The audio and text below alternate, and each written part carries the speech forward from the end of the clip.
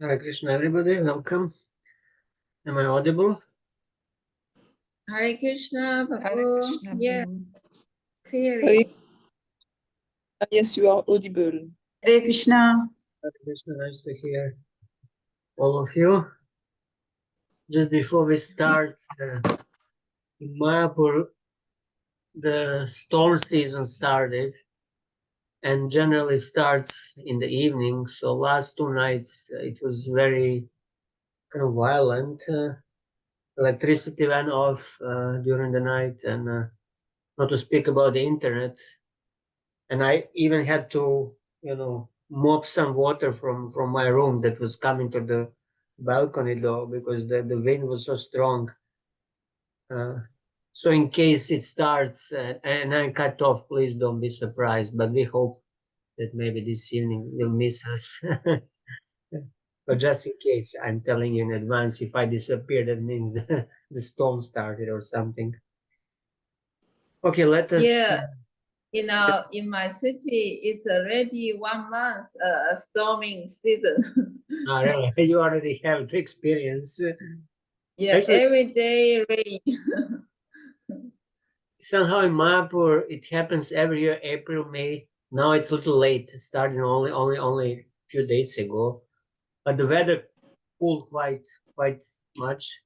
But the only negative effect is that when the storm starts, it's just the trees are falling, and sometimes electricity lines are also falling, and you don't have electricity for 24 hours or more.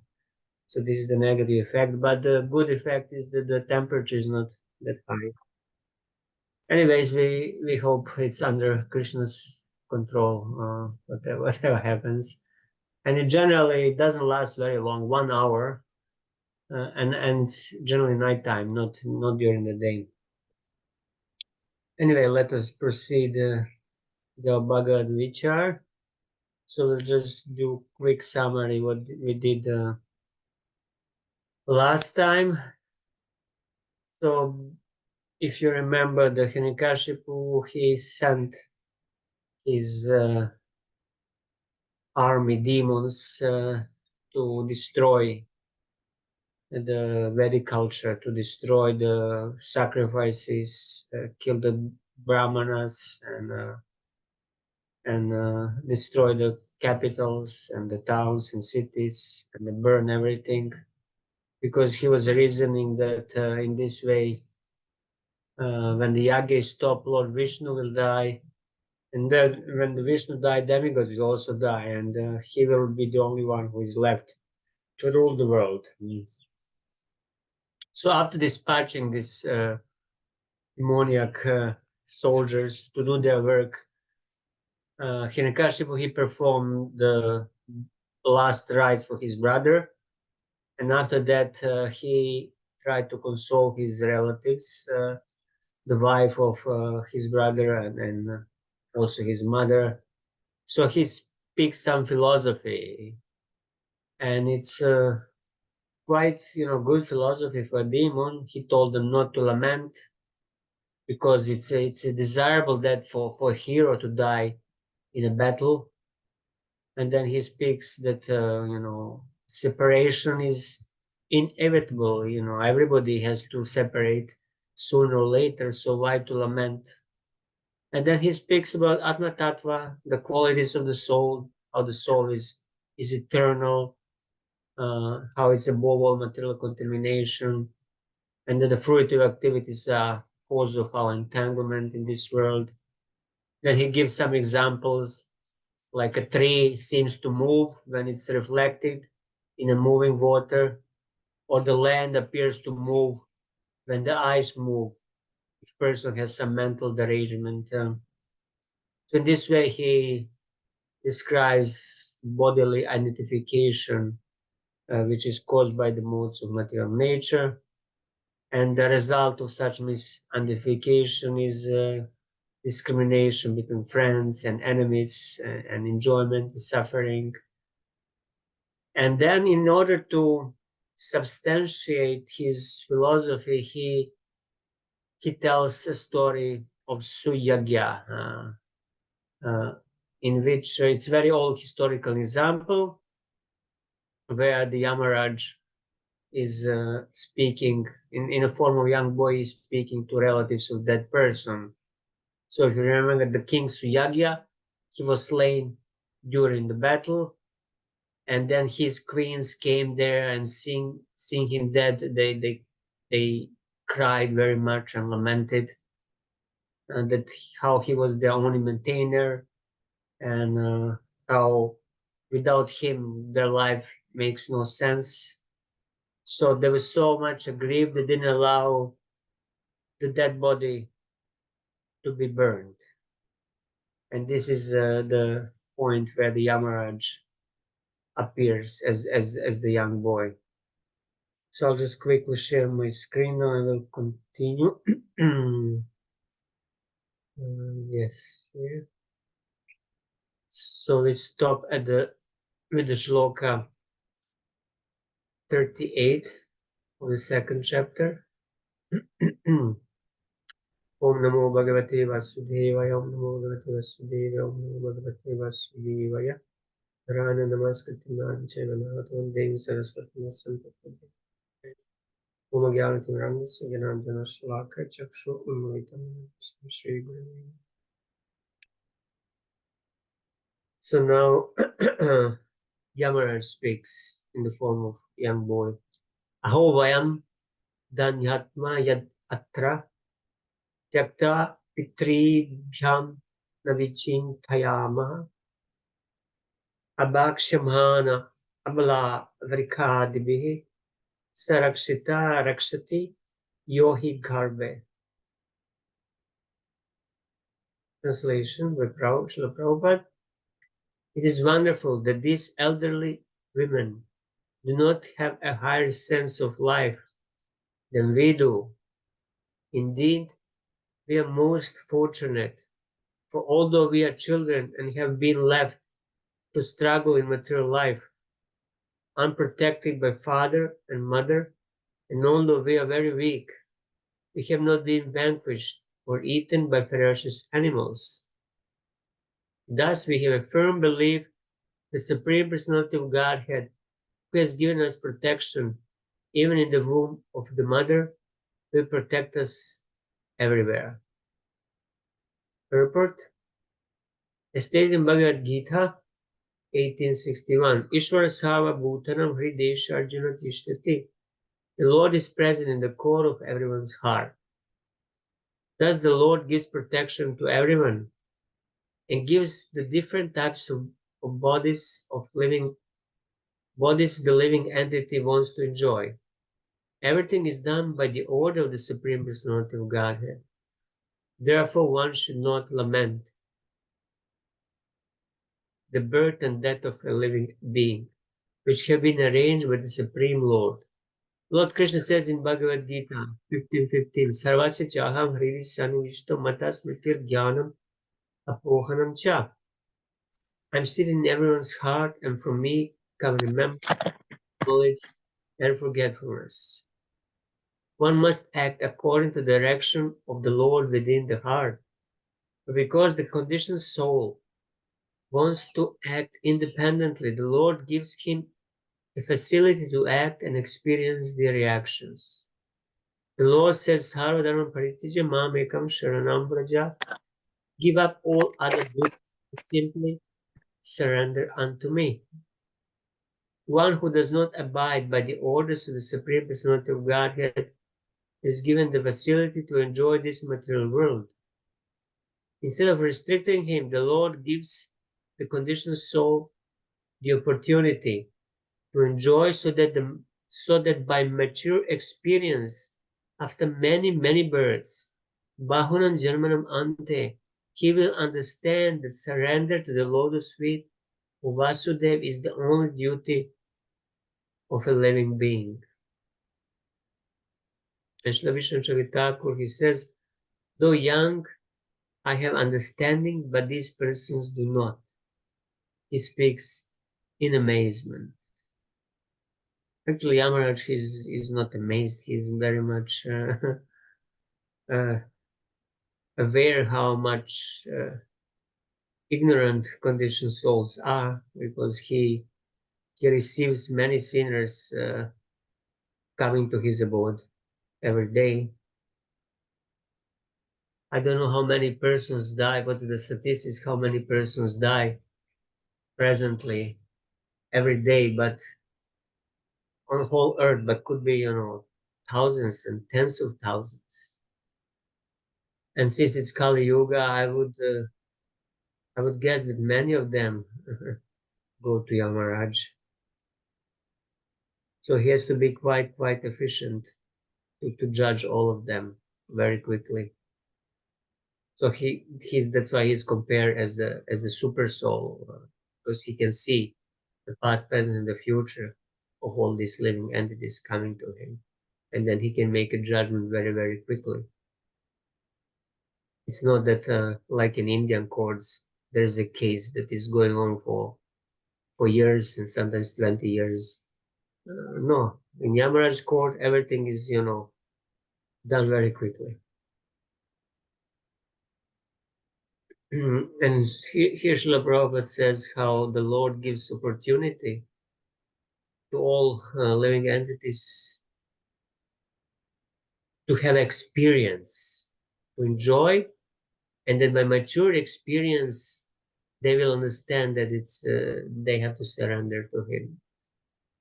So surrender cannot be done by force, and Lord doesn't want to force uh, love on anybody. He wants everybody to come to their own realization, and that realization takes long time, many lifetimes. One has to suffer in this material world, and then when he comes to in the course of these many lifetimes, when he comes to the realization, I don't want to suffer anymore, then he starts searching for something higher, and then Lord immediately reciprocates and he guides him how to find that higher purpose in life. So the suffering plays important role in our growing up in this material world. And Yamaraj is the one agent who is supposed to give us that suffering. Okay, next look at 39. Yeah, anytime you have anything, please just interrupt me. Ya icha yesha srijathiram Sorry, avyayo. but I had a question just earlier on. I'm Yes, sorry for Prabhu. interrupting. Yes, Prabhu. It was the earlier verse of 37. It says, "Thus they should understand that they are also apt to die, and yet they are bewildered. The conditioned soul comes from an unknown place and returns after death to the same unknown place."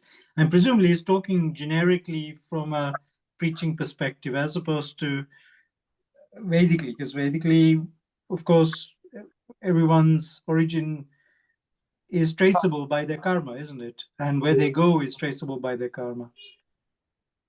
Yes, he's speaking from the perspective of a conditioned soul, because we don't know where this soul is coming from. He knows. Yamaraj might know, Krishna might know, Paramatma might know, but we don't know. We just see somebody is born and we see when he dies. But where he goes, we don't see, and where he's coming from, we don't see, unless we are Trikalagya. So he's speaking from the perspective of ordinary human, because he's speaking to ordinary humans. He's speaking to these ladies who are lamenting, and they're ignorant, and they don't speak, they don't know where their husband came from, and they don't know where their husband, the soul who was in the body of their husband, will go. So he's relating to them. He's speaking of something that is relevant to their personal experience. Is that okay? Yes, bro. Thank you.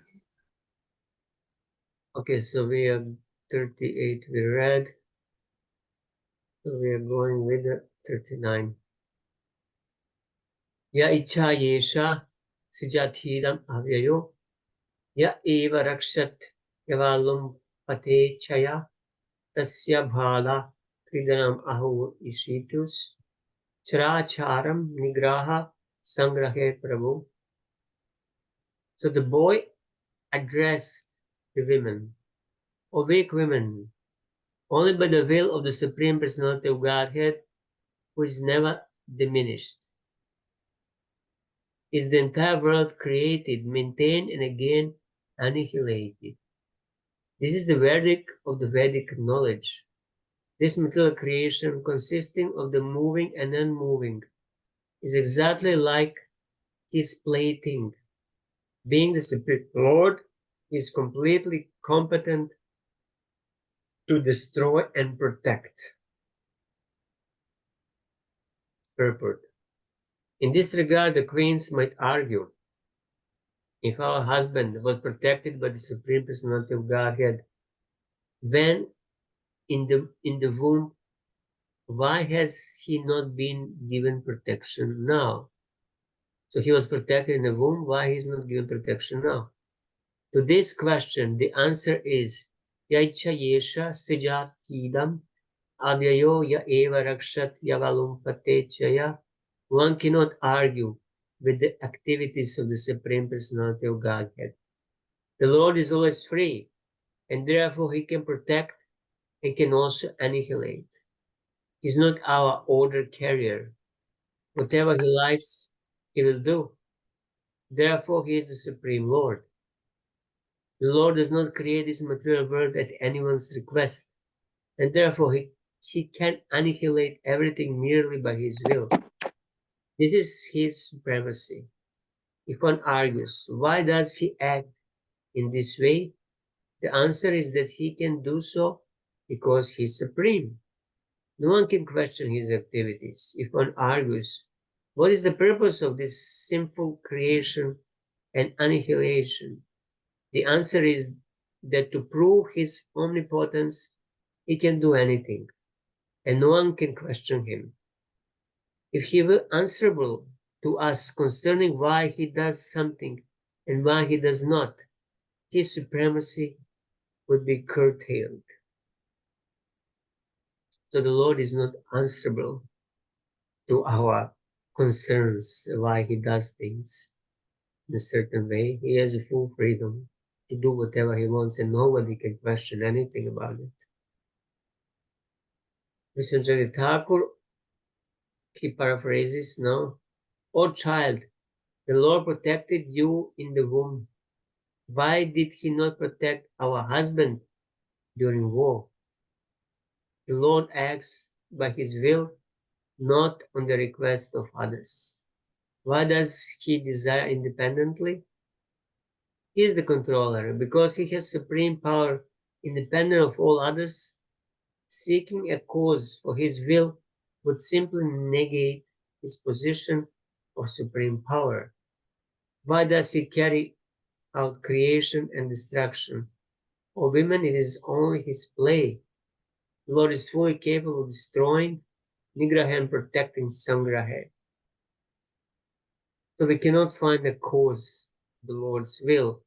Otherwise, if he would find a cause, then he wouldn't be supreme. Then we would know how to manipulate his will if there would be some cause of his acting in a certain way. No, he's completely independent. He's Swarat. So his will has no cause.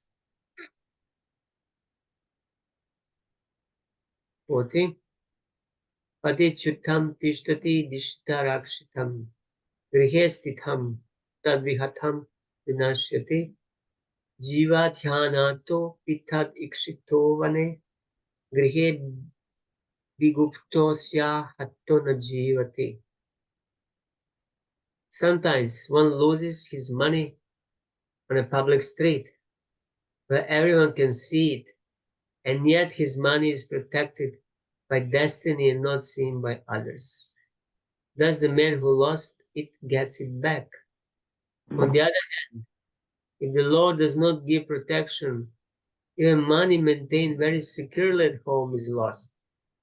If the Supreme Lord gives one protection, even though one has no protector and is in the jungle, one remains alive whereas a person well protected at home by relatives and others sometimes dies, and no one being able to protect him. Probably some of us have this experience of losing the money and finding it, or sometimes not finding it. And this is a very good example to see how these things are completely beyond our control. Purport. These are examples of the supremacy of the Lord. One plans to protect or annihilate, our plans to protect and annihilate do not act, but whatever he thinks of doing actually happens. The example given in this regard is a practical. Everyone has had such practical experiences, and there are also many other clear examples. For instance, Prahlad Maharaj said that a child is certainly dependent on his father and mother, but in spite of their presence, the child is harassed in many ways. Sometimes, in spite of a supply of good medicine, an experienced physician, a patient does not survive.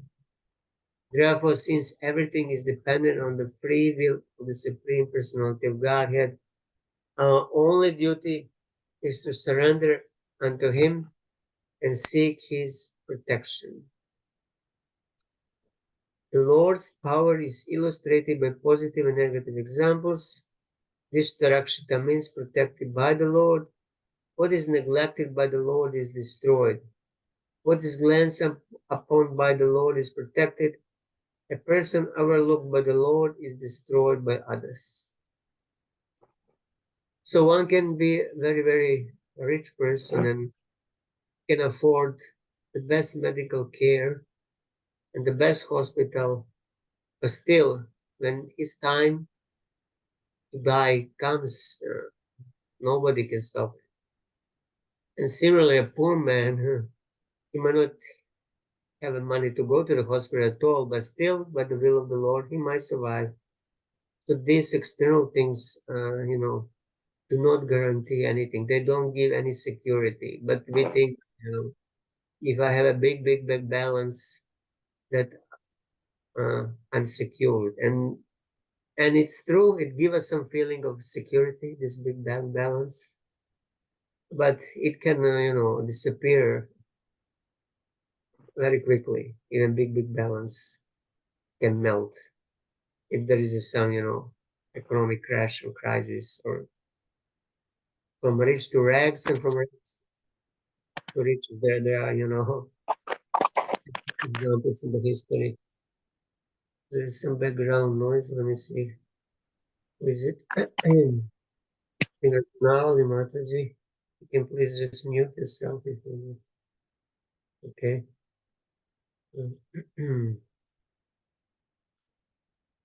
So the will of the Lord is the supreme. 41. Bhutani thais thair nija yoni karmibir. Bhavanti khale na bhavanti sarvashaha. Na tatra hatma prakritha apistitas. Tasya gunair anyattamo badyate. Every conditioned soul receives a different type of body according to his work. And when the engagement is finished, the body is finished. Although the spirit soul is situated in subtle and gross material bodies in different forms of life, he is not bound by them, for he is always understood to be completely different from the manifested body. Purport. It is very plainly explained that God is not responsible for the living entities accepting different types of bodies. One has to accept the body according to the laws of nature and one's own karma. Therefore, the Vedic injunction is that a person engaged in material activities should be given directions by which he can intelligently apply his activities to the service of the Lord to become free from the material bondage of repeated birth and death. Swakarmana tam abhyarcha Siddhim Vindati Manava. The Lord is always ready to give directions. Indeed, his directions are elaborately given in Bhagavad Gita. If we take advantage of these directions, then in spite of our being conditioned by the laws of material nature, we shall become free to attain our original constitution. Mameva ye prapadyanti mayametam taranti te. We should have firm faith that the Lord is supreme and that if we surrender to him, he will take charge of us and indicate how we can get out of material life and return home back to Godhead. Without such surrender, one is obliged to accept a certain type of body according to his karma. Sometimes it's an animal, sometimes it's a demigod, and so on. Although the body is obtained and lost in due course of time, the spirit soul does not actually mix with the body, but is subjugated by the particular modes of nature with which he is sinfully associated. Spiritual education changes one's consciousness so that one simply carries out the order of the Supreme Lord and becomes free from the influence of modes of material nature. So the Lord, he gives us everything that is necessary to go back to Godhead, but we have to be ready to take it. We have to wish to get out of the cycle of the samsara, of repeated birth and death.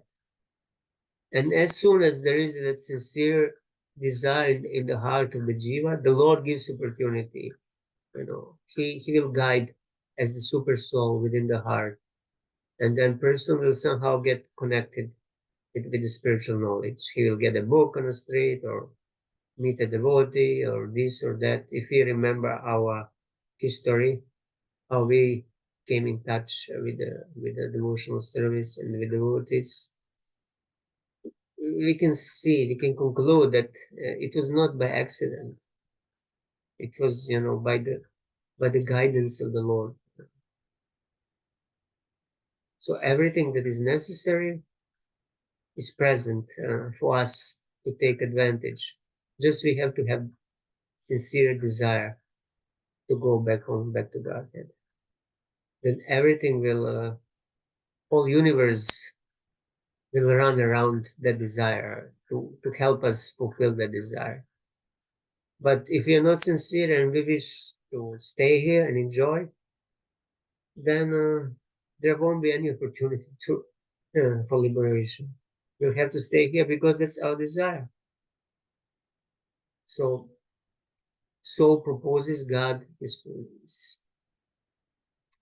Vishnu Chandra Thakur, but then there is an inequality in the Lord because he favors one and ignores another.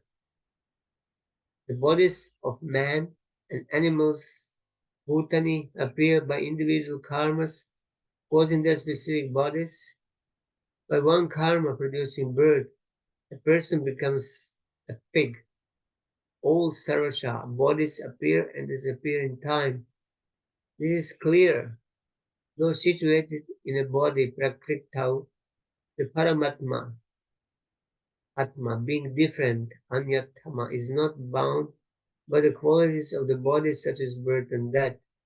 Paramatma makes the jiva experience the results of his good and bad karmas by his presence alone. That is his favoring or ignoring. So the Lord is present as the witness, as the sakshi, as Paramatma, and he gives us the result of our previous activities. But the Lord, he is not affected by the qualities of particular type of a body. He's equally present in a body of a pig, in a body of a human, and a body of a demigod. But the jiva, the soul, is responsible for the type of body he's receiving. And the gross body is built up. It's given according to the one's subtle body. So whatever qualities and the gunas one develops in previous lifetimes, and whatever type of subtle body he acquires, then he will get corresponding gross body in the next life. So the subtle body we carry with us, but the gross body we are changing. So the whole point is to change the quality of our subtle body, which will affect the change of a gross body. So we want to develop higher gunas, the sattva, develop sattva in order to get better gross body. Is more conducive for performance of devotional service. Idam shariram purushasya mohajam yatha pritak bhautikam iyate griham yatha uddakai parthiva taijasayajanaha kalena jato vikrito vinashyati. Just as a householder, although different from the identity of his house, thinks his house to be identical with him, so the conditioned soul, due to ignorance, accepts the body to be himself, although the body is actually different from the soul. This body is obtained through a combination of portions of earth, water, and fire, and when the earth, water, and fire are transformed, in the course of time the body is vanquished. The soul has nothing to do with this creation and dissolution of the body. So the gross body is just a combination of these different elements, earth, water, and fire, and in different species of life there are different proportions. Here on earth, the earth is predominant element, and higher we go in the universe, the higher planetary systems, the other elements, more subtle elements, predominate, but still there must be some portion of the gross elements like earth, in order for that body to be material gross body. Purport: we transmigrate from one body to another in bodies that are products of our illusion. But as spirit souls, we always exist separately from material conditional life. The example given here is that a house or car is always different from its owner. Because of attachment, the conditioned soul thinks it to be identical with him. A car or a house is actually made of material elements. As long as the material elements combine together properly, the car or house exists. And when they are disassembled, the house or the car is disassembled. The spirit soul, however, always remains as he is. The material elements of the body, they're not destroyed with the destruction of the body. They just are combined in another way. When you burn a body of a dead person, you get some ash.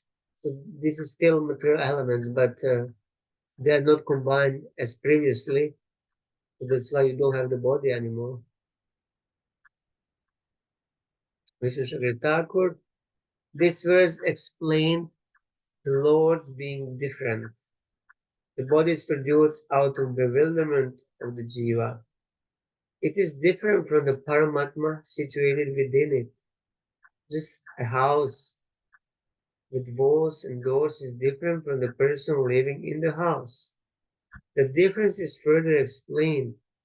Just as foam made of water particles, a pot made of clay, and earrings made from fire are produced and then destroyed, the body produced from atoms of water, earth, and fire is born, develops, and then is destroyed. However, this is not so for the Atma. Hare Krishna, Prabhu. Yes, Mataji, please. Is that I mean that the living entities in the higher planets above the earth, they have only subtle body, not gross body? I wouldn't say so, that it's only subtle body, because then what would be the difference between the soul who leaves the body here on earth and gets the body of a ghost, which is a subtle body. So ghosts also, they have subtle body. They just have a subtle body, but they don't have a gross body. So they need to get a gross body in order to be able to enjoy. Because in the subtle body, you cannot perform the sensory actions. You cannot smell. You can see maybe, but you cannot. If you want to touch something, your hand, your subtle body hand goes through it. You want to eat something, you cannot taste it.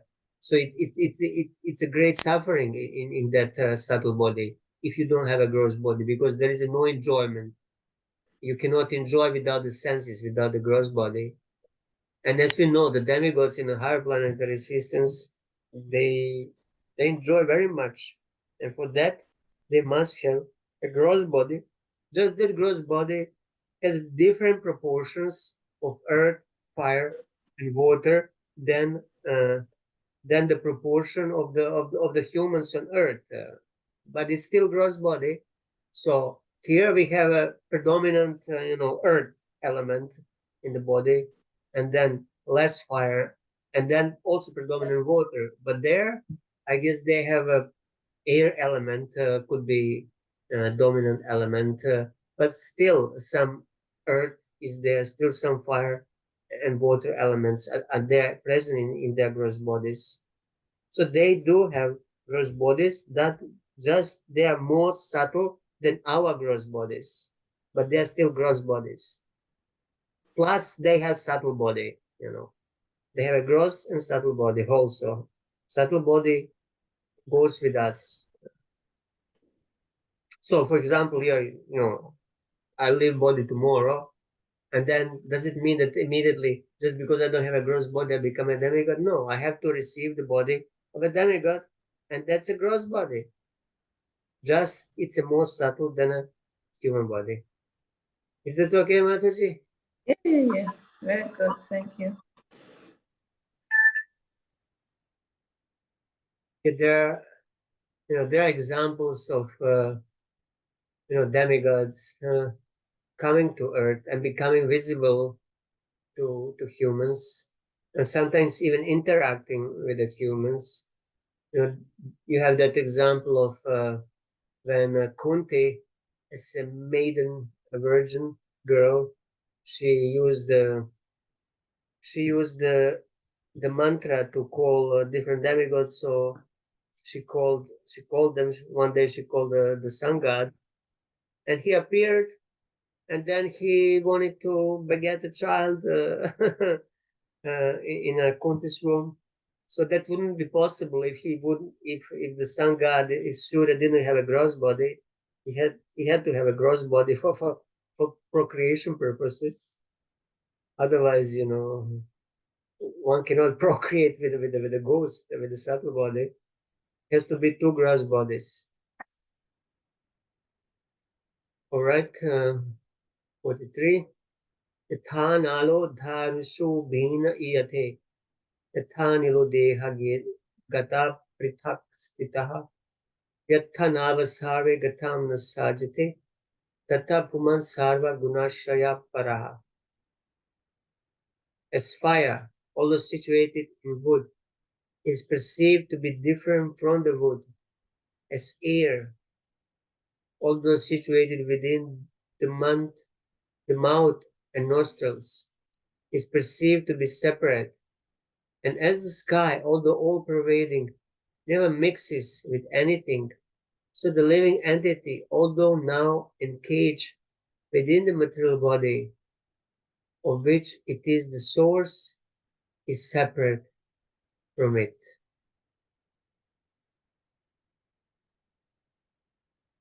Purport. In Bhagavad Gita, the Supreme Personality of Godhead has explained that the material energy and spiritual energy both emanate from Him. The material energy described as me, Esme Bhina Prakriti Ashtada, the eight separated energies of the Lord. But although the eight gross and subtle material energies, namely earth, water, fire, air, ether, mind, intelligence, and false ego, are stated to be bina, separate from the Lord, actually they are not. As fire appears separate from wood, and as the air flowing to the nostrils and mouth of the body appears separate from the body, so the Paramatma, the Supreme Personality of Godhead, appears separate from the living being, but is actually separate and not separate simultaneously. This is the philosophy of Achintya Beda Abeda Tattva, propounded by Sri Chaitanya Mahaprabhu. According to the reactions of karma, the living being appears separate from the Supreme Personality of Godhead, but actually he is very intimately related with the Lord. Consequently, even though we now seem neglected by the Lord, he is actually always alert to our activities. Under all circumstances, therefore, we should simply depend on the supremacy of the Supreme Personality of Godhead and thus revive our intimate relationship with Him. We must depend upon the authority and control of the Supreme Personality of Godhead. This is interesting sentence. Consequently, even though we now seem neglected by the Lord, He is actually always alert to our activities. So we might think that, the God is far, far away and He doesn't care for me, and why should I bother about Him? But actually, he's very close by, and He is very alert, as Prabhupada says, to our activities. So we just need to turn our head to Him, and then He will reciprocate, and we can have a relationship. And if we surrender to Him, our relationship will be revived.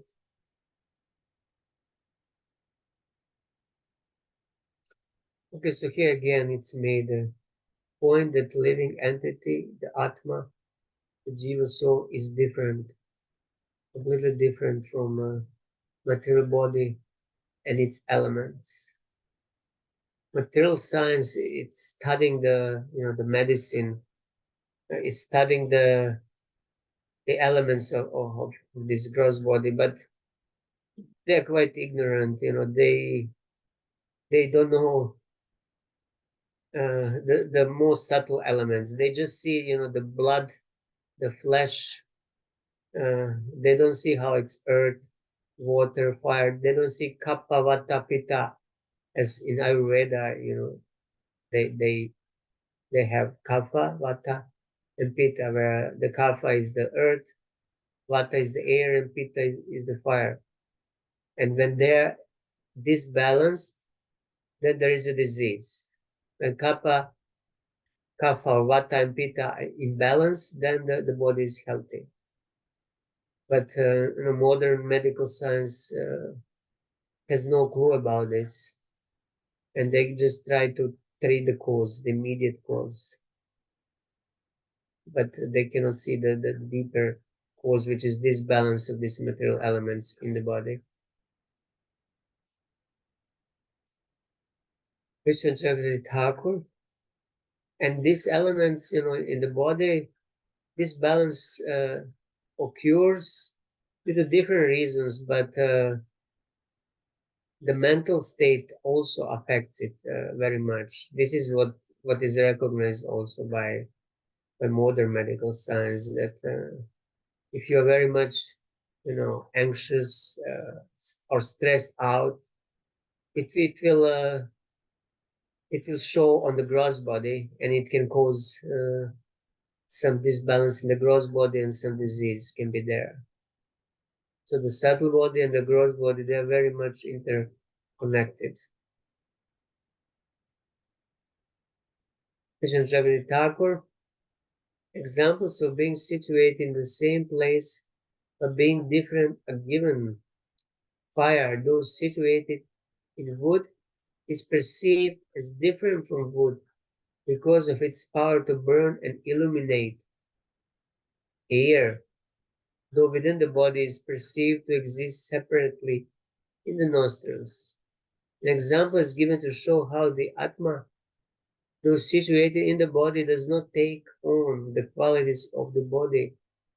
Just as ether does not mix with other things, the jiva, though the shelter of the body and senses, Tavaguna, although it takes shelter of them, it remains separate. Why do not you become detached from this body of your husband who died by his karma, ignored by the Lord? So through this analysis of the material body, the Yamaraj is trying to make them detached, make them understand that actually that body lying in front of them is not their husband. That husband is gone. That these are just material elements that used to host the soul of their husband, but now the husband is elsewhere. So once person understands that, we understand that the body is not that person that we are attached to, then ignorance is finished, and one cannot be any more attached to the lump of matter. But generally, theory is one. But when the dear relative dies, it's difficult to reconcile with these philosophical facts. Suyagyo nan bhayam sheti mudayam anushochata yashotayo nuvakteha sana drishyeta karkichi. Yamaraj continued, all lamenters, you are all fools. The person named Suyagya, for whom you lament, is still lying before you and has not gone anywhere. Then what is the cause for your lamentation? Previously, he heard you and replied to you, but now, not finding him, you're lamenting. This is contradictory behavior, for you have never actually seen the person within the body who heard you and replied. There's no need for your lamentation, for the body you have always seen is lying here. This instruction by Yamaraj in the form of a boy is understandable even for a common man. A common man who considers the body the self is certainly comparable to an animal. Yasyatma bodhi kunape tridhatuke seva gokaraha. Yes, the cows and asses are those who think the material body made of three dhatus is the self. But even a common man can understand that after that a person is gone. Although the body is still there, a dead man's relatives lament that the person has gone away. A common man sees the body but cannot see the soul. As described in Bhagavad Gita, Dehinosmin yatha dehe, the soul, the proprietor of the body, is within. After that, when the breath within the nostrils is stopped, one can understand that the person within the body who was hearing and replying is now gone. Therefore, in effect, the common man concludes that actually the spirit soul was different from the body and has now gone away. Thus, even a common man coming to his senses can know that the real person who was within the body and was hearing reply was never seen. For that which was never seen, what is the need of lamentation? So Atma Tattva is actually not a very complicated science, but somehow the most intelligent of the scientists, they still do not understand it because they're too grossly materialistic and cannot accept that there is a spirit within the body, although it's so obvious for anybody who has little spiritual knowledge. They think that the consciousness is just a product of combination of matter, of material elements. The consciousness manifests just because these elements came together, and then once these elements disassemble, the life is gone. That there is no soul anymore. This is theistic conception. Yeah, some people when you tell them, don't worry, you'll go to the next body. No, no, no. At the end, I'll just go back to earth, ash to ash, and it will be finished. I will not exist anymore. This is the ignorant conception. This king, defeated in battle, now sleeps. How can we ignore him and not show affection? But his body is still here. Up until now, he would hear and respond to our lamentation. Even before this time, he could not be seen. What you saw before the body, you can also see now. So actually, we don't see the persons because we just see external material body, and we judge on the basis of what we see, whether a person is tall or short, fat or thin, looking like this or like that. But actually, we don't see the person. Person is within the body. We just see outside garments, like you see the cars from outside, but you don't see the drivers.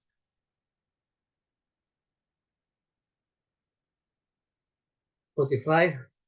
Nashrota Manuvakthayam Mukyopyatra Mahan Asu Yastvihendriyavam Atma Sachanya Prana Dehaya.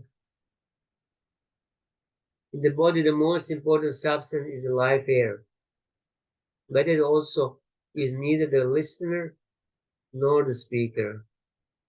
Beyond even the life air, the soul also can do nothing, for the super soul is actually the director, in cooperation within the individual soul. The super soul conducting the activities of the body is different from the body and the living force. So the life air or living force is actually prana. See here, prana dehayo. So there are different sort of pranas of life airs that are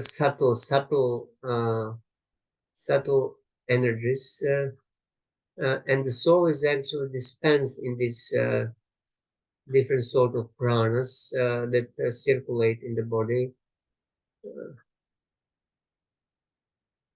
But the soul is different, even from the life air of prana. Pranayama is the science that is meant to control the life airs in order to stabilize the mind and prepare it for meditation. Because due to disturbances of these life airs, the mind is always fluctuating. Unlimited vrittis and thoughts are coming, But yoga means stopping these vrittis.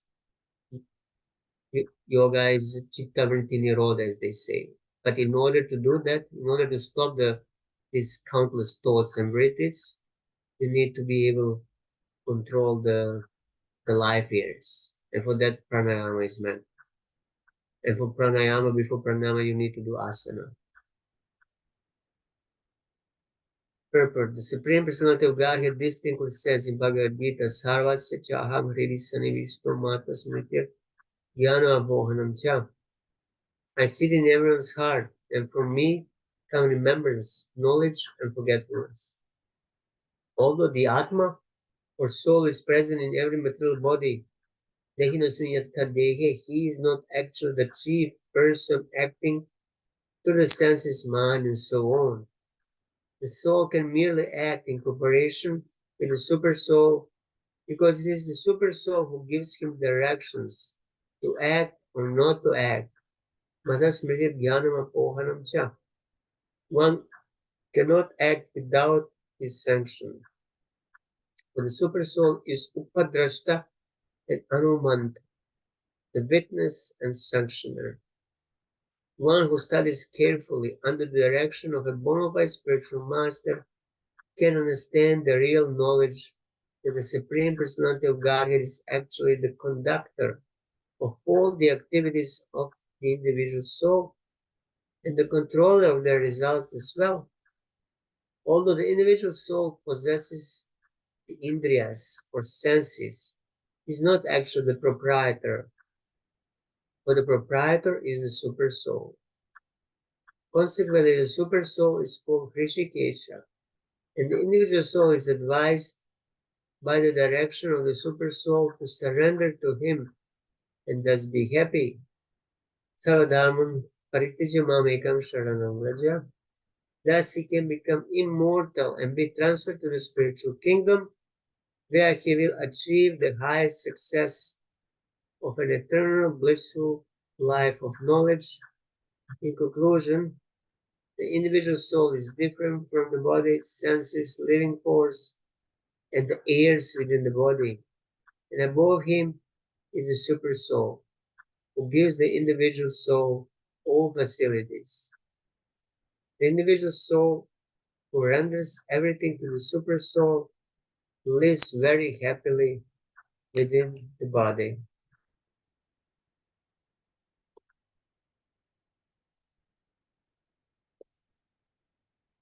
So this is the secret of living happily within the body, rendering everything to the super soul, or surrendering to the super soul, or offering everything to the Lord. Then one can live happily even within the body, although the body is miserable by its nature. Old age, disease is present even while we are alive. Adibautika, Adidavika, Adhyatmika kleshas are always there to bother us. So they will be always present because it's the nature of the material body. But one who surrenders to the Lord, he's not affected by it because his consciousness is not bodily consciousness. It's a Krishna consciousness. So even if the body appears to be suffering, the liberated person or Jivan Mukta, he's not really suffering because he knows he's not the body. Vishwanath, as long as the live air was present, he could hear and speak. When the live air left, he could not do so. Therefore, his live air is the bearer, is the hearer and speaker. That is not so. Though the live air is important, Shruti says, Prano Vai Mukhya. The prana is the chief. Even the main live air, Mahan, the cause of the activities of all the senses, is not the hearer speaker because it is unconscious. Where is the hearer and the speaker? He possesses the senses, the jiva, different from the live air, body and senses, because he is conscious is the hearer and the speaker. So only jiva here is spiritual by nature. Everything else is just dead matter, including prana, including gross body, including subtle body, including the senses. Uh, Nothing of these elements of the gross and subtle body is alive. It has no Hare consciousness. Krishna. Yes, Prabhu. Mataji. Yes, please. How to understand the last translation, the last sentence? Of Vishwajari Thakur? No. Prabhupada. Translation. Oh, the purport. Translation. Okay, the super soul conducting the activities of the body is different from the body and living force. This one, Yeah. well, I mean, it's obvious that the super soul is different from the body and is different from different pranas, life airs, but it's still by its control, the activities of the body are going on. So, for example, super soul has to give permission for any sensory activities you want to perform. So only if you have a sufficient karma, sufficient results of previous activities, even though one might have a healthy sensory organs, but still he might not be able to perform the action if the super soul does not permit it. For example, person can be paralyzed, and doctors cannot find what is actually the cause of that paralysis. Because everything seems to be intact. The nerves, the muscles, but for some reason that person had that karma, and the super soul is not allowing him to use this whatever the limbs he's supposed to use. The super soul has to allow, permit, and super soul is doing that according to our previous karma. But it's obvious that the super soul is different from the body. I don't think that's something doubtful. I'm not sure what is not actually clear to you in this sentence, Mataji, if you can say more. Or is it clear now? Yeah.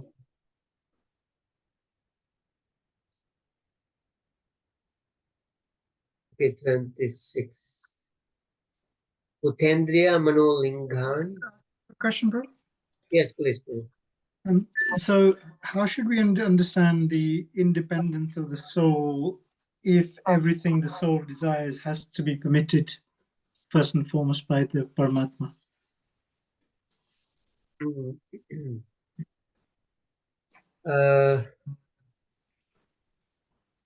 No, you have a freedom to desire, but whether you But this desire's fructification is only through the permission or the acknowledgement of the Paramatma, though, no?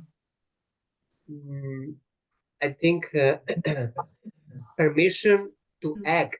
You need a permission to act from the super soul, not to desire. You can desire whatever you want. You have a free will desire, but whether the desire will be fulfilled or not is dependent on the permission of the super soul, and that's again in accordance to your previous karma. Whether you have enough sukriti from the previous life to fulfill the desire. If you have, so the super soul checks immediately your bank balance. Oh, he has enough sukriti, so I permit him to fulfill this desire.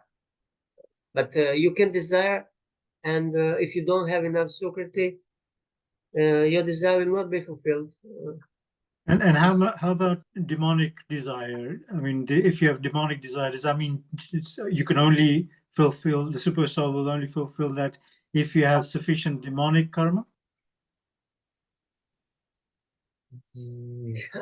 Yeah, demonic desire. Let's take some example. Let's say a murderer wishes to murder someone. Okay. Yeah, So the like super soul is providing the permission to do that, but on the basis of what, previous karmic build-up, or on the basis of the desire? it's on the basis of both, but there is also the karma of that person that is supposed to be killed. So that karma is also involved. Super soul has to match the karma. If the karma of that person to be killed is to be killed, and then I have I have a desire, to perform that sinful activity, uh, then the super soul will permit it. But if that person, if the other person who is supposed to be killed doesn't have a karma to be killed, he has a karma to be saved. So even if I desire, super soul will not allow it. So my desire and the so both are there, and the So karma. presumably, if you have sufficient good karma and security built up, the super soul will not allow the fructification of a demonic desire. So that because you're presumably being protected by your previous karma. Yes, yeah, you can say like that. Yeah, the desire comes from the soul, but it's manifesting through the to the to the mind and the gross body. So super soul, he sees what you desires. He notices it, but fulfills only those desires that you have enough enough sukriti for, whether they are sinful or non-sinful. For example, a thief, he wants to rob a bank and steal the money. So whether he'll be successful or not, it will depend on I don't know, is it Socrates, but it's some sort of activity in the past that will enable him to get that money, that stolen money. But of course, to that he will create sinful karma that will in the future give him a trouble. But super soul will allow it only on the basis of his previous activities.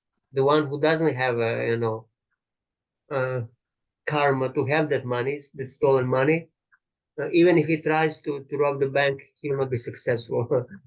So super soul will not permit it. And does the So desire itself, the seed of desire, also related to your karmic disposition, or is that also guided by the super soul? Because we have instances. For instance, Parikshit Maharaj, it was not in his nature to put the snake around the sadhu, but the Lord directed his actions in that way. Now, it presumably wasn't his desire to do that, but the actions followed regardless. yeah, but this is a special example because Lord, he wanted Mother Parikshit to be back with him. So I use it as an example, but presumably yeah, it applies in other situations as well, or not? but well, Lord generally he doesn't interfere with our desires. Otherwise, what would be the free will?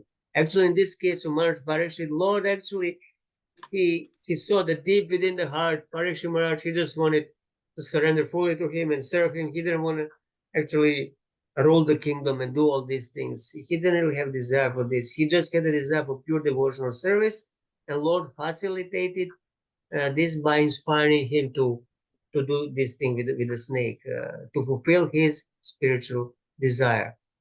So similarly, the other souls, they have material desires, and then Lord inspires them from within how to fulfill these desires, provided they have enough pious credit from previous life to fulfill that particular desire.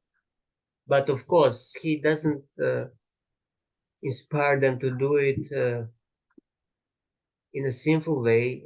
It's still a freedom of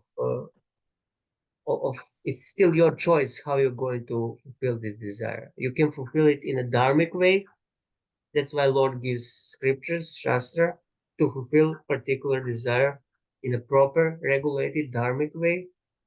But if the soul chooses to ignore that and to fall the path of adharma, that's not Lord's responsibility, because he gave a scripture, he gave injunctions how this desire could be properly fulfilled. But if I choose to do it in a sinful way, disregarding the Lord's injunction in the Shastra, it's my own responsibility, and for that I get the karma. For that I get the sinful reaction.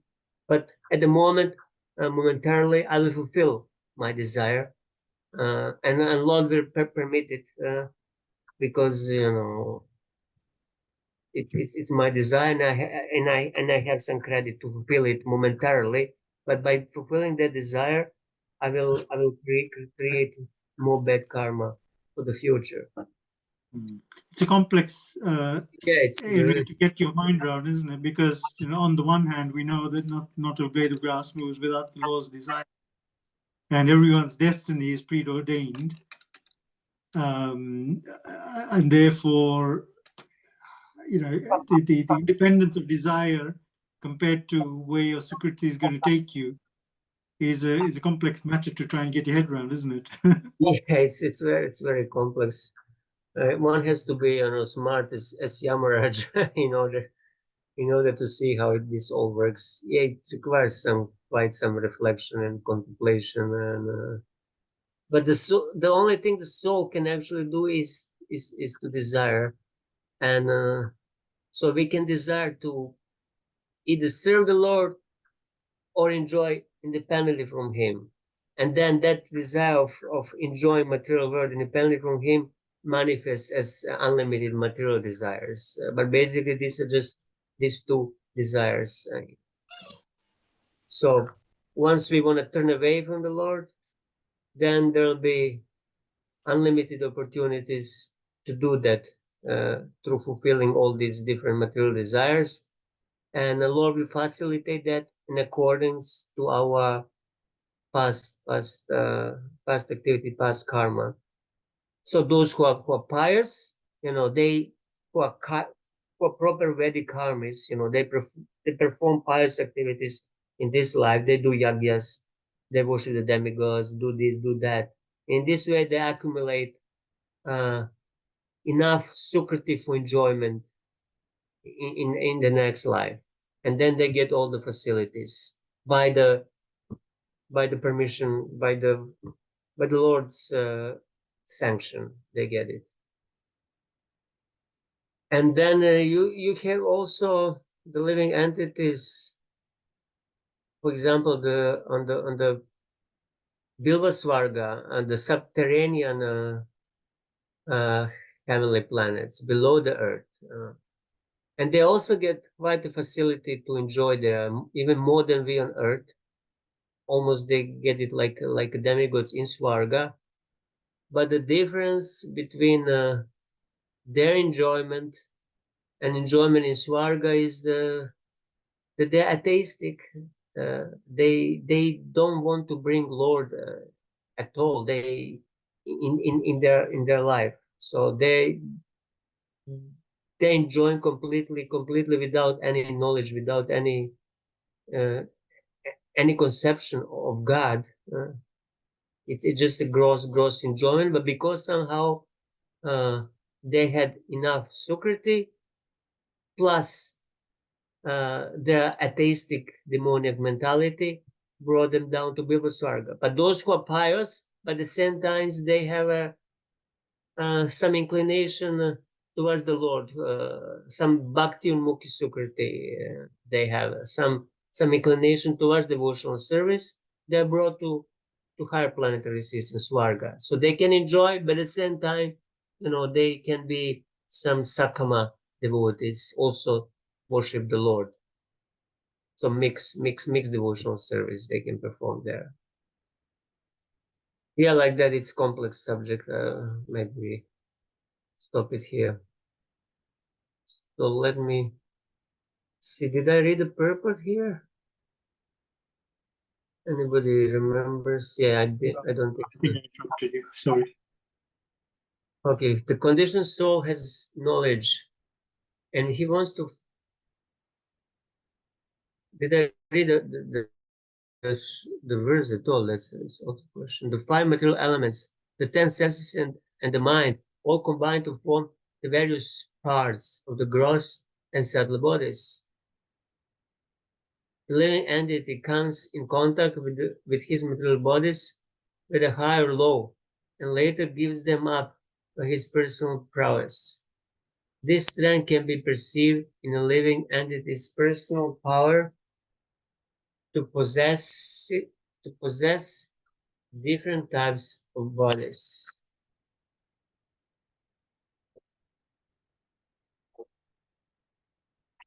Rupert, the conditioned soul has knowledge, and he wants to fully utilize the gross and subtle bodies for his real advancement in life. He can do so. It is therefore said here that by his high intelligence, Svena Tejasa, by the superior power of superior knowledge achieved from the right source, the spiritual master or Acharya, he can give up his conditional life, the material body, and return home back to Godhead. However, if he wants to keep himself in the darkness of this material world, he can do so. The Lord confirms this as follows in Bhagavad Gita. Yanta deva vrata devan pittan yanti pitrivrataha bhutan yanti bhuteja yanti madhya jinopimam. Those who worship the demigods will take birth among the demigods. Those who worship ghosts and spirits will take birth among such beings. Those who worship ancestors go to the ancestors, and those who worship me will live with me. The human form of body is valuable. One can use this body to go to the higher planetary systems, to Pitraloka, or he can remain in this lower planetary system. But if one tries, he can also return home, back to Godhead. This prowess is given by the Supreme Personality of Godhead as the Super Soul. Therefore, the Lord says, Mata Smriti Jnanam Apohanam Cha. From me come remembrance, knowledge, and forgetfulness. If one wants to receive real knowledge from the Supreme Personality of Godhead, one can become free from bondage to repeated acceptance of material bodies. If one takes the devotional service of the Lord and one surrenders unto Him, the Lord is prepared to give one directions by which to return home back to Godhead. If one foolishly wants to keep himself in darkness, he can continue in a life of material existence. So let's say we performed devotional service in a previous life, but we didn't complete the process. We were not successful. So we got another body, and how that we are continuing now the devotional service, because it's the Lord who is witness of our devotional service from previous life. He now reminds us that we wanted actually to serve Him. So He, from within the heart, He inspires us, and He makes arrangement for us that we come in contact with devotees and devotional service, and to continue our devotional service. So similarly, those who just wanted to enjoy in the previous life, who wanted to become big music star or pop star or this or that, but were not successful. So Lord, very kindly from within the heart, in the next birth, although the soul has forgotten its previous desire, He reminds him, and then that desire somehow comes back to the surface, and then the soul, he pursues the desire in that in this present life. Krishna Chandra Thakur, the king has gone somewhere. What is he doing? He accepts and gives up gross bodies in which he attains Bhuta, the subtle body, Lingam, composed of senses and mind, just as he has accepted and given up the present body. However, by the strength of knowledge gained by good fortune, Svena Tejasa, he sometimes gives up the subtle body as well. So the subtle body, to give up the subtle body means to become liberated. And that's possible through either bhakti or some other process like jnana and yoga. But generally, giving up subtle body, it's difficult thing. All conditioned souls, they give up gross bodies, but subtle bodies they have to keep, because the subtle body is carrying them into the next gross body. It's like a vehicle carrying you into the next body. So once you give up the subtle body, means you don't get gross body anymore. So if you're a devotee, you get a spiritual body. But if you are a jnani, you don't get the spiritual body, but you merge into Brahmajyoti or whatever happens with that impersonalist. But he is without subtle body.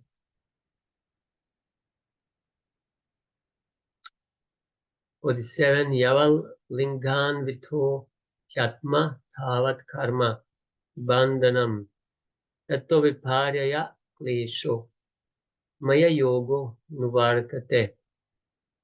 As long as the spirit soul is covered by the subtle body, consisting of the mind, intelligence, and false ego, he is bound to the results of his fruitive activities.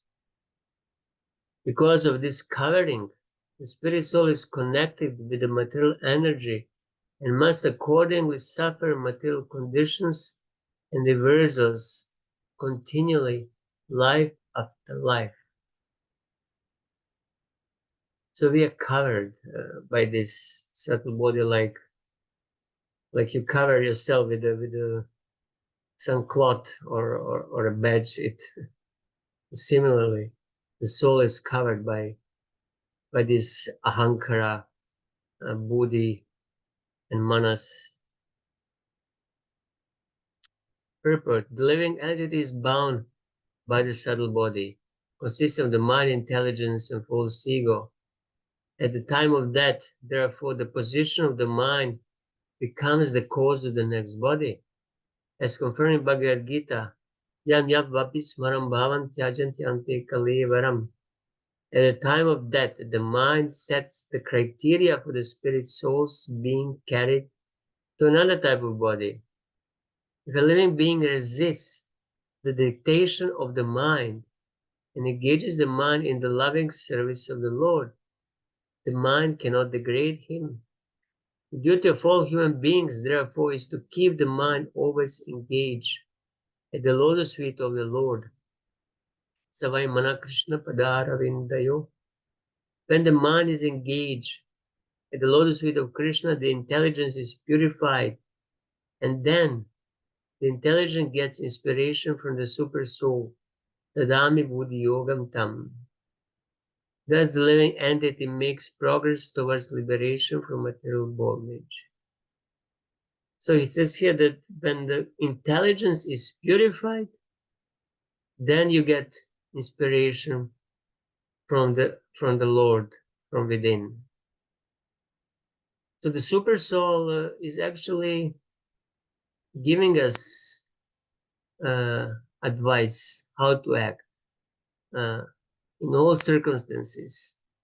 But the problem is that our intelligence or our subtle body is not purified enough that we can hear this inspiration from the super soul. It's called intuition sometimes also.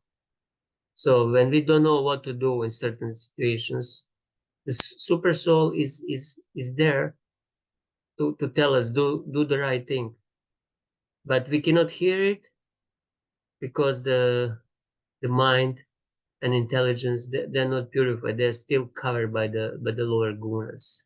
Once that chitta, the mirror of the heart or the mind becomes purified, it becomes much easier to hear the advice of the super soul and to act upon it.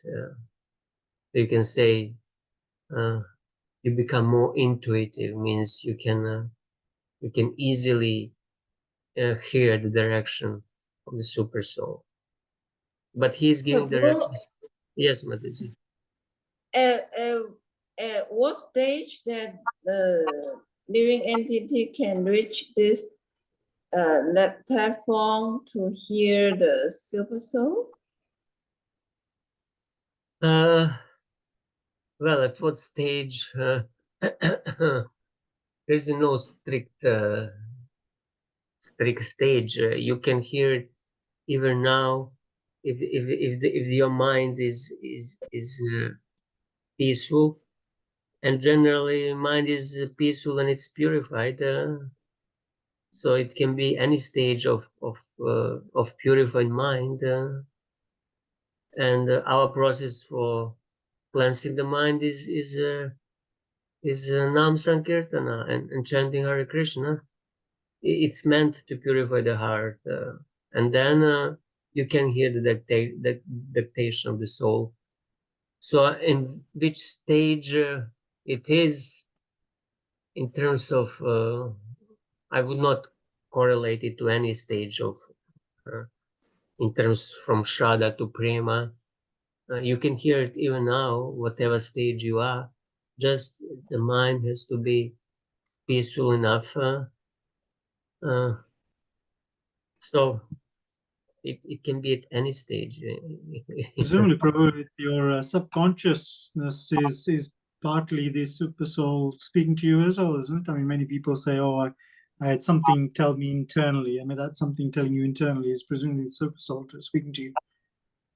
Well, subconsciousness might not be always the super soul. Subconsciousness is that part of the chitta, of the subtle body that is not visible and can contain all previous sanskaras from many lifetimes, traumas, good experiences, bad experiences, and in certain circumstances, in certain situations, they come to the surface and they prompt us to act in certain ways. So it's not really a super soul. It's just our past sanskara that now came back to the surface and is urging me to act in a certain way, due to my karma, of course. Like Maharaj Bharat, he had some sanskara with some sanskara of affection for the small deer,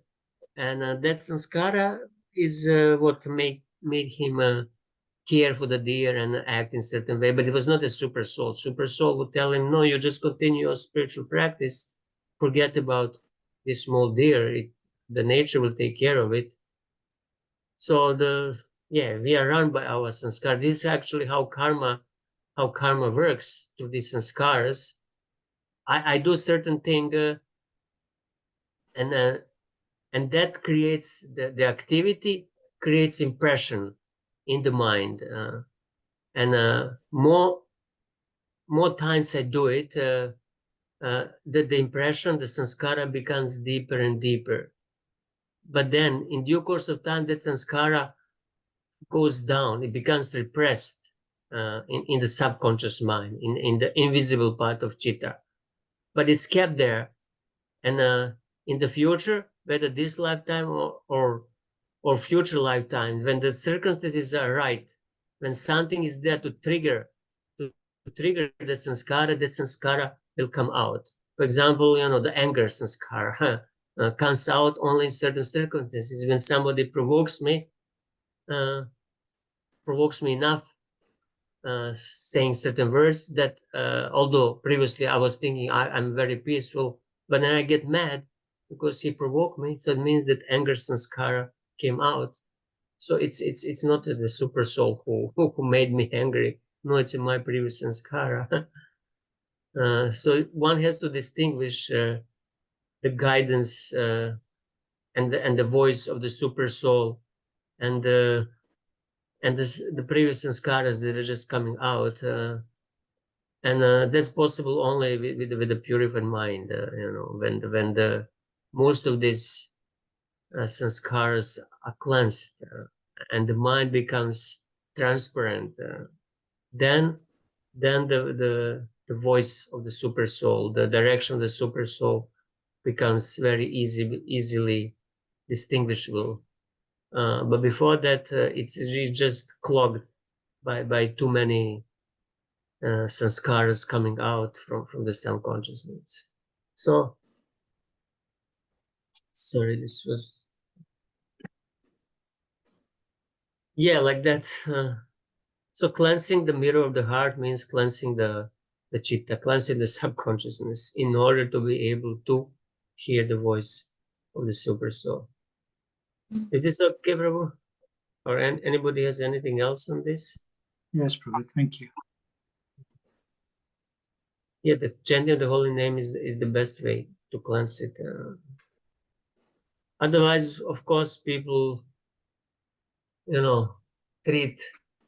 treat all these subconscious problems they might have to different psychological methods, which might work to a certain degree. You know how to bring the subconscious, programming, how to become aware of it, how to bring it to the surface of the mind, how to reprogram it, how to create another samskara, like that.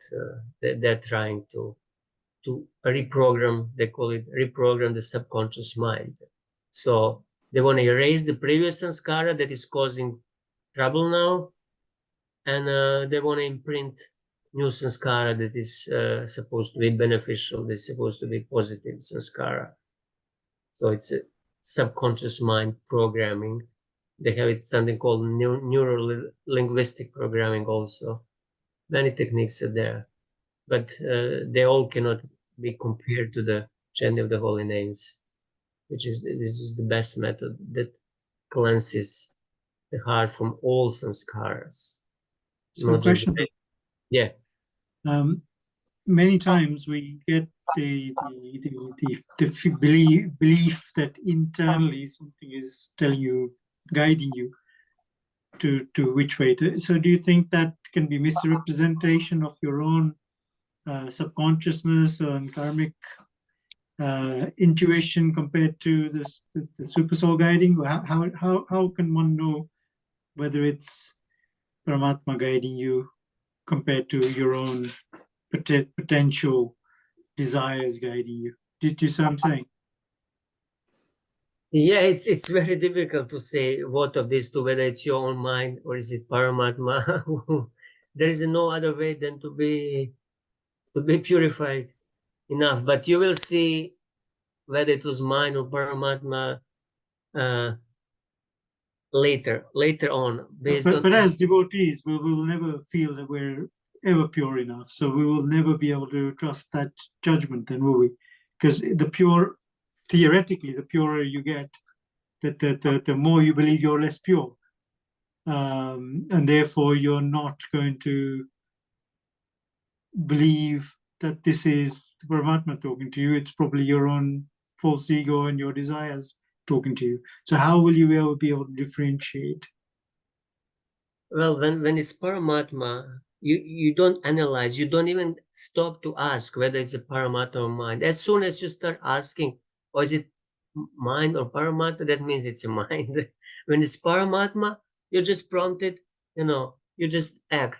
It's kind of spontaneous, intuitive acting, you're just in a flow. They say you just do like somebody on a book distribution. Why devotee on a book distribution? He tells certain things. He stops certain people because he's guided by the super soul, and he knows whom to approach, what to say when he's fixed, when he's doing it well. But when the mind kicks in and you start analyzing and thinking, should I say this? Should I go here? Should I go there? Then you're just caught, and you cannot listen to Paramatma because you're listening to the mind. So there will be no question of you even analyzing whether it's Paramatma or not Paramatma. As soon as the question arises, that means it's not Paramatma. When it's Paramatma, you just do it without even thinking like that. But yeah, it's complicated thing. There is no certain way to distinguish whether it's Paramatma or not Paramatma. But later, on the basis of the results of that action, you might be able to judge whether it was Paramatma or it was your mind. And generally, if the result that you get is not what you're supposed to get, that means it was your mind. But somehow, if you did the right thing and you got the right result, then it's most likely it was Paramatma. Okay, I'll just continue here. Thus, the living entity makes progress toward liberation from material bondage. The individual living soul is subject to the laws of fruitive activity, but the supersoul Paramatma is not affected by the fruitive activities of the individual soul. As confirmed in the Vedic Upanishad, the Paramatma and the Jivatma were likened to two birds as sitting in the body. The Jivatma is enjoying or suffering by eating the fruits of the bodily activities. But the Paramatma, who is free from such bondage, witnesses and sanctions the activities of the individual soul as the individual soul desires. Only when the jiva gives up the subtle body does he become liberated.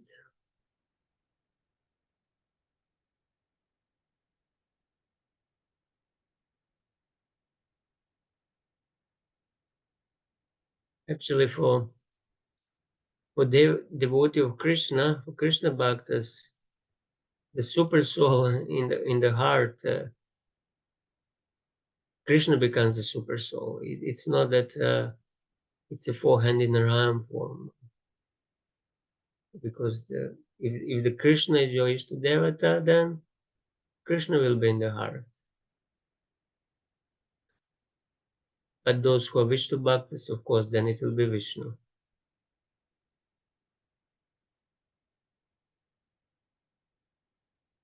48.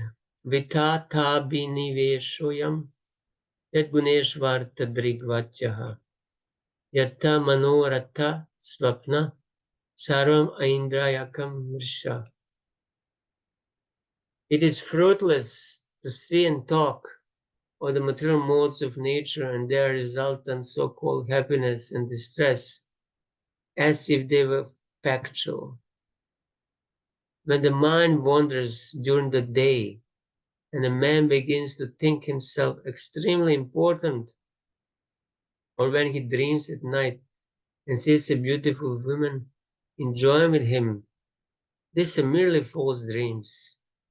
Similarly, the happiness and distress caused by the material senses should be understood to be meaningless.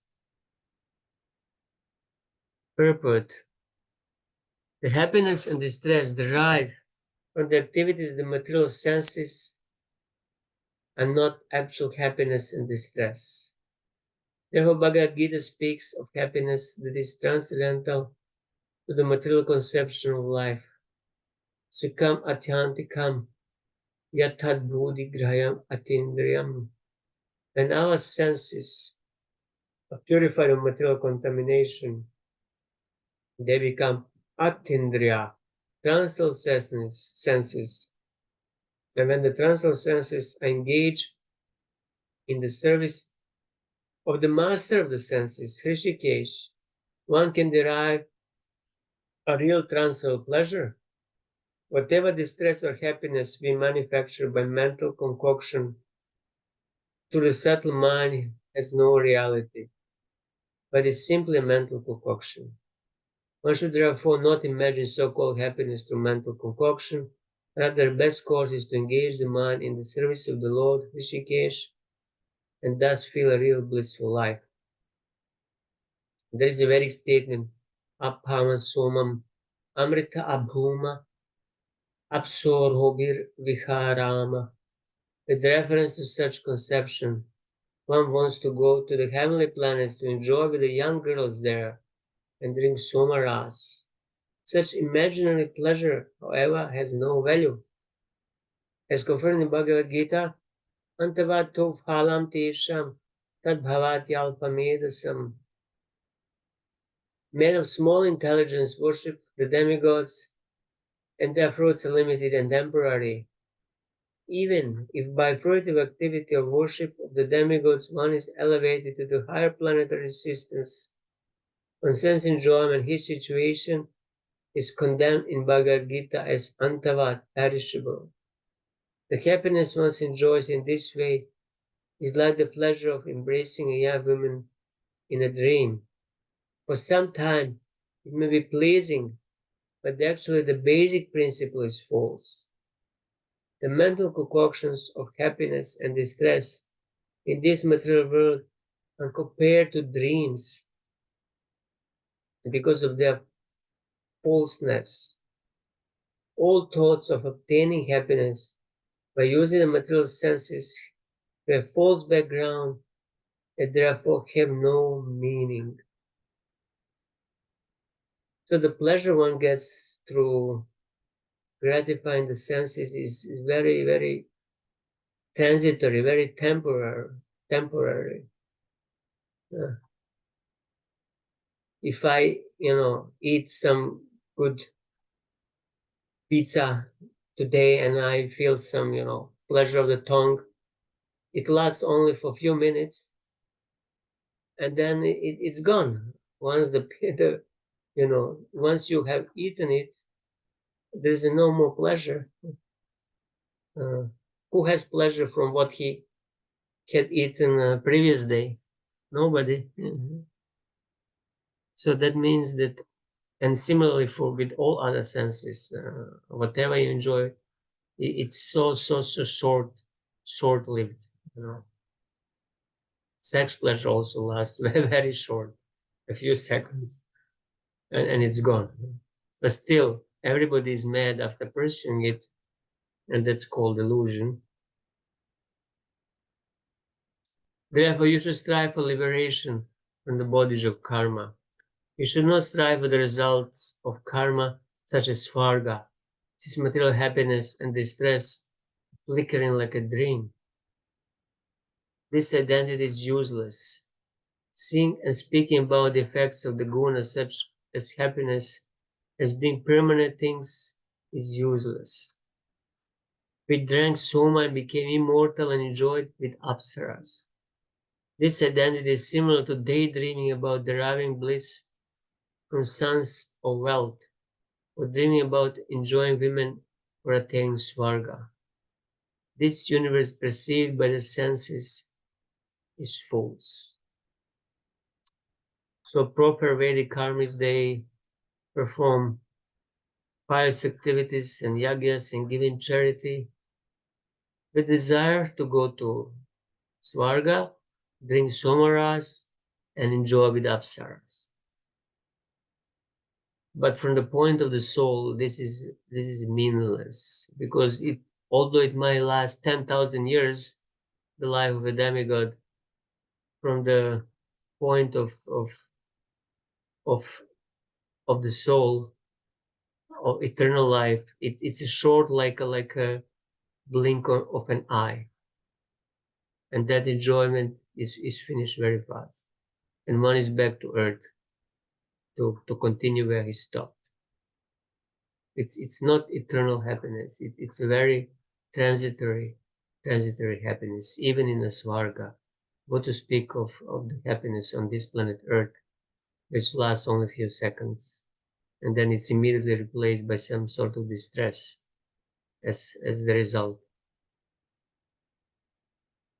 Atanityam anityam va neha shochanti tad vidaha nanyata shakyate kartum svabhava shochitamiti.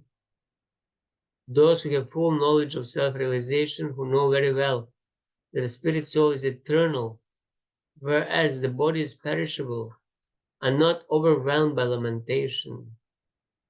But persons who lack knowledge of self-realization certainly lament. Therefore, it is difficult to educate a person in illusion. Demigods, they think they enjoy very much in Svarga, but once their allotted lifetime of enjoyment is finished, they start falling back down to the earth. And it describes somewhere in the Shastra when the demigod starts falling back down, he sees that his partner with whom he enjoyed is immediately engaged with another demigod, and that gives him a lot of pain. His wife, Apsara, which is heavenly prostitute, didn't really care that he's gone, that he's now falling down, but immediately she's enjoying with another man, and he's struck with a pain by seeing this scene while falling down, head downwards. Purport: according to Mimamsa philosophers, everything is eternal, nitya, and according to the Sankhya philosophers, everything is mithya or anitya, impermanent. Nonetheless, without real knowledge of Atma, the soul, such philosophers must be bewildered and must continue to lament as Shudras. So Shudeva Goswami therefore said to Parishik Maharaj, Pratavyadini Rajendra, Nrinam Shanti Sahasrasha, Appashyatam Atma Tattvam Grihishu, Grihamedinam. Those who are materially engrossed, being blind to knowledge of the ultimate truth, have many subjects for hearing in human society, O Emperor. Ordinary persons engaged in material activities, there are many subject matters to understand, because such persons do not understand self-realization. One must therefore be educated in self-realization, so that under any circumstances in life, he will remain steady in his vows. Mimamsakas say that the world is permanent. Sankhya says the world is temporary but real. Then we cannot understand the world at all. It is not possible to do anything. That is the nature of those who lament.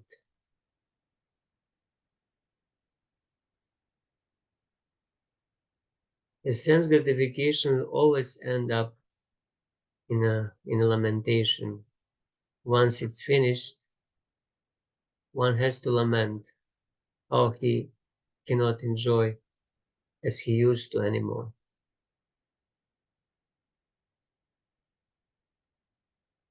Okay, we have 10 more minutes, couple more shlokas. Lubdako vipine kaschit pakshinam nirmitontaka itatya jalam vidade tatra pralobayam.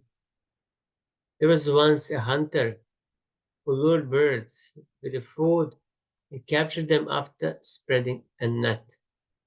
He lived as if appointed by death, personified as the killer of the birds.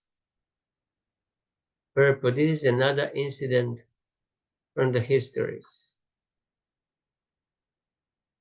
Sri Thakur, though lamentation may be one's nature, it creates problems.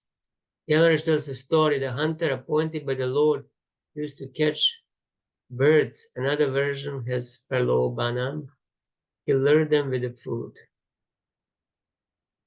So yeah, the boy is using, or Yamaraj is using this story about the foolish birds who do not understand anything. Actually, just recently on my balcony, I had some canopy, which would around noontime I would pull down to protect my room from the sun. And then in the evening, when the sun would set, I would just pull it back. But then some birds, some pigeons, they would come there and they would try to make a nest. Every morning I would see them trying to make a nest, not knowing that just after a few hours I'm going to pull it down and your nest will be finished. But they could not understand. I tried to chase them away, not to waste time, but they were so foolish. Every time they would just come again and again, trying to make a nest on that canopy, which is going to be, pulled down, and the nest is going to be, finished in a few hours. But they're just foolish birds, and they couldn't understand. I could not explain to them. So similarly, the human beings in this material world are like that. They're trying to build a life, to build a safe place, to build a house, to build a family, and they're investing so much in the something that is very temporary and it's going to be finished very fast, in a matter of few decades or few years. It's all going to be finished very, very, very quickly. So why to waste time and energy into something that is going to be finished very soon? Okay, 51. Kulinga mitunam tatra vicharat samadrishita tayo kulinga sasa lubda kena pralobita. While wandering in the forest, the hunter saw a pair of kulinga birds. Of the two, the female was captivated by the hunter's lure. Sasajata sichas tantriam mahishya khalayantrita kulingastam tatapanam niriksha prishadukita snehada kalpa kripanam paryadevayat. O queens of Suyagya, the male Kulinga bird, seeing his wife was put into the greatest danger, that his wife was put in the greatest danger in the grip of Providence, became very unhappy. Because of affection, the poor bird, being unable to release her, began to lament for his wife. Teacher's Tantra means the ropes of the net. Mahisha means of queens.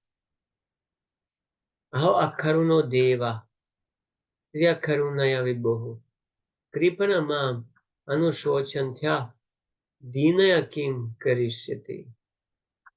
Alas, how merciless is Providence! My wife, unable to be held by anyone, is in such an awkward position and lamenting for me. What will Providence gain by taking away this poor bird? What will be profit?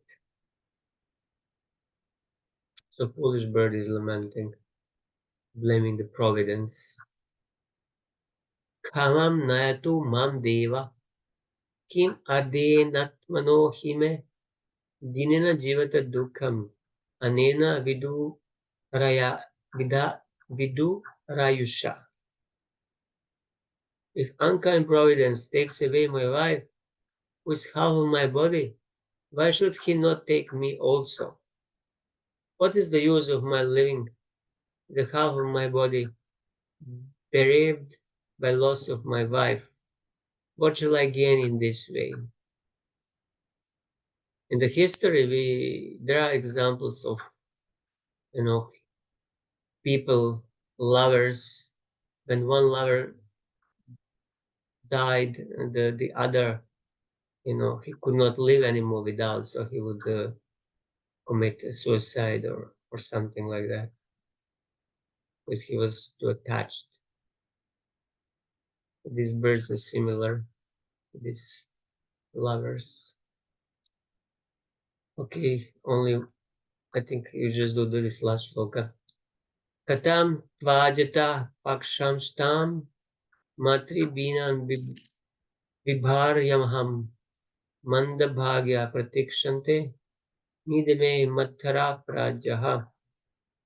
The unfortunate baby birds, bereft of their mother, are waiting in the nest for her to feed them. They are still very small and have not yet grown their wings. How shall I be able to maintain them? The bird is lamenting for the mother of his children, because the mother naturally maintains and cares for the children. Yamaraj, however, in the guise of a small boy, has already explained that although his mother had left him uncared for and wandering in the forest, the tigers and other ferocious animals had not eaten him. The real fact is that if the Supreme Personality of Godhead protects one, even though one be motherless and fatherless, one can be maintained by the goodwill of the Lord. Otherwise, if the Supreme Lord does not give one protection, one must suffer in spite of the presence of his father and mother. Another example is that sometimes a patient dies in spite of a good physician and good medicine. Thus, without the protection of the Lord, one cannot live with or without parents. Another point in this verse is that fathers and mothers have protective feelings for their children, even in bird and beast society, not to speak of human society. Kali Yuga, however, is so degraded that the father and mother even killed their children in the womb on the plea of their scientific knowledge that within the womb the child has no life. Prestigious medical practitioners give this opinion, and therefore the father and mother of this day kill their children within the womb. How degraded human society has become. Their scientific knowledge is so advanced that they think that within the egg and the embryo there is no life. Now these so-called scientists are receiving Nobel Prizes for advancing the theory of chemical evolution.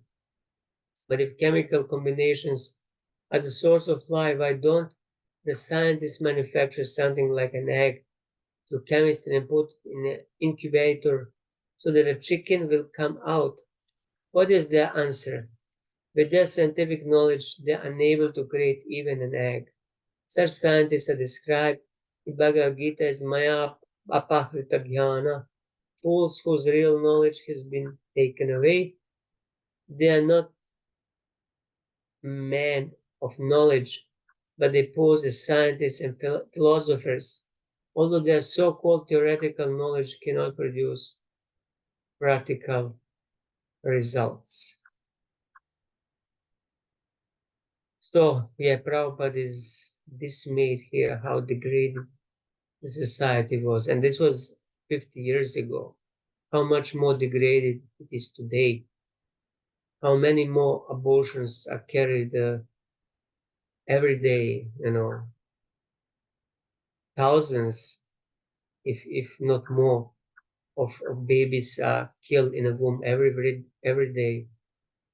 And in some states, like I think I read in Denmark, they are increasing the abortion,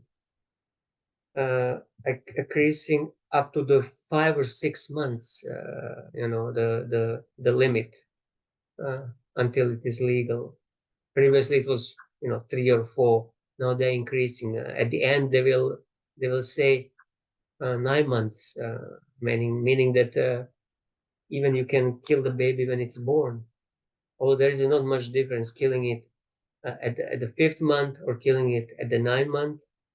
It's a murder. And this is all done in the name of my body, my choice, my choice. It's complete ignorance, and it's going to create a lot of suffering for the present civilization. This is one of the things that is going to destroy the modern civilization. Killing of the babies, killing of the cows.